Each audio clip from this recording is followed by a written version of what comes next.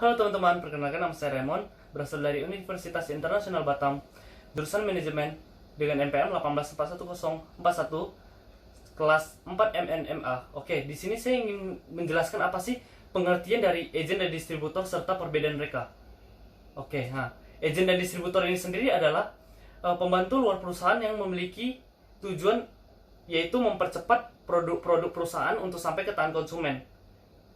Nah, di sini kita juga sering dengar istilah-istilah pada saat di lapangan mengenai agent dan distributor itu seperti broker, dealer, calo, pialang, perantara, dealer, dan makelar. Pertama di sini saya akan menjelaskan tentang agent dahulu. Agent adalah perusahaan perdagangan nasional yang bertindak sebagai perantara untuk perusahaan dan atas nama perusahaan. Agent ini sendiri memiliki beberapa jenis. Yang pertama, agent tunggal pemegang merek adalah agent pemegang lisensi yang ditunjuk untuk dan atas nama pabrik merek suatu barang tertentu yang melakukan penjualan dalam skala besar. Terus yang kedua adalah agent manufaktur, adalah agent yang berhubungan langsung dengan pabrik manufaktur itu sendiri, yang melakukan penjualan untuk dan atas kepentingan nama pabrik merek itu sendiri tanpa melakukan pemindahan fisik barang itu. Terus yang ketiga adalah agent penjualan atau sales agent, adalah agent yang melakukan penjualan produk-produk suatu perusahaan kepada konsumen.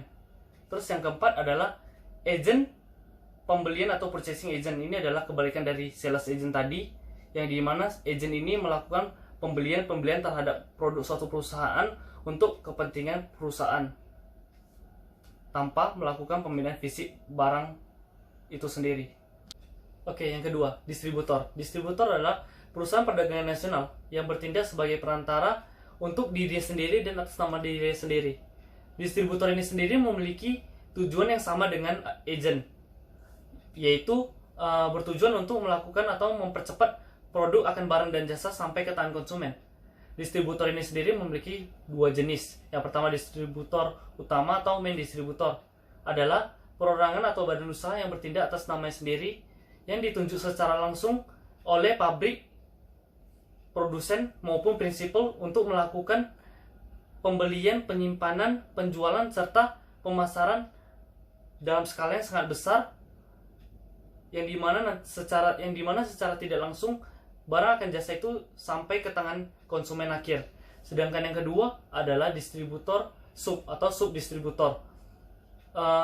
Ini adalah perorangan atau badan usaha yang bergerak atas namanya sendiri, yang ditunjuk oleh distributor utama untuk melakukan penjualan akan barang dan jasa secara skala besar, yang dimana tujuan akhirnya sampai ke tangan pengecer. Oke, yang ketiga, perbedaan antara agent dengan distributor. Di sini ada beberapa perbedaannya. Yang pertama, dari segi hubungan dengan prinsipal. Seorang agent akan melakukan penjualan barang dan jasa untuk perusahaan dan atas nama perusahaan. Sedangkan distributor berbeda. Dia melakukan penjualan barang untuk dan atas nama pribadinya sendiri, atau yang disebut dengan independent trader. Terus yang kedua, dari segi pendapatan perantara. Kalau seorang agent itu dia mendapatkan pendapatannya itu dari komisi penjualan barang atau jasa itu kepada konsumen. Terus kalau sedangkan distributor itu pendapatannya dari harga selisih barang yang dia beli dari perusahaan kemudian dia jual kembali dengan konsumen, harga selisihnya itu adalah pendapatan dari distributor. Terus faktor yang ketiga, dari segi pengiriman barang. Kalau seorang agent itu dia melakukan pengiriman itu dari perusahaan, kemudian dia langsung kirim ke konsumen. Sedangkan distributor, perusahaan kirim barangnya itu ke distributor dulu, kemudian dikirim ke konsumen. Jadi kesimpulannya itu, kalau agent itu perusahaannya tidak tahu konsumennya. Terus yang keempat, dari segi pembayaran harga barang, seorang agent itu konsumennya itu langsung bayar ke perusahaan tanpa melalui si agent.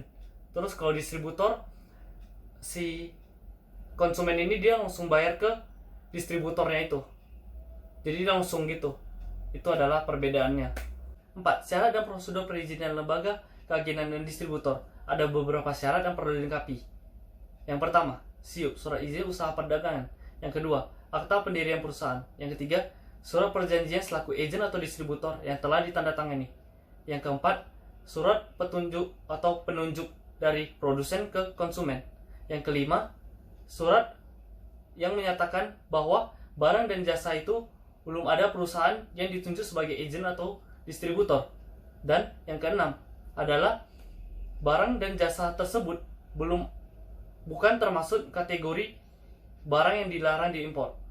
Kelima, dasar hukum pengaturan keagenan dan distribusi. Secara hukum belum ada ketentuan perundang-undangan yang mengatur tentang keagenan dan distribusi.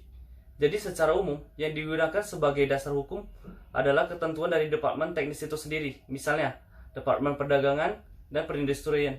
Di sini ada beberapa hukum lembaganya seperti yang pertama, KUHP Perdata tentang syarat sah perjanjian yaitu pasal 1320. Yang kedua, KUHP Perdata tentang kebebasan berkontrak yaitu pasal 1318. Yang ketiga, KUHP Perdata kontrak pemberian kuasa yaitu pasal 1792. Dan yang terakhir, yang keempat, Keputusan Menteri Perindustrian dan Perdagangan nomor 23 tahun 1928 tentang lembaga-lembaga perdagangan.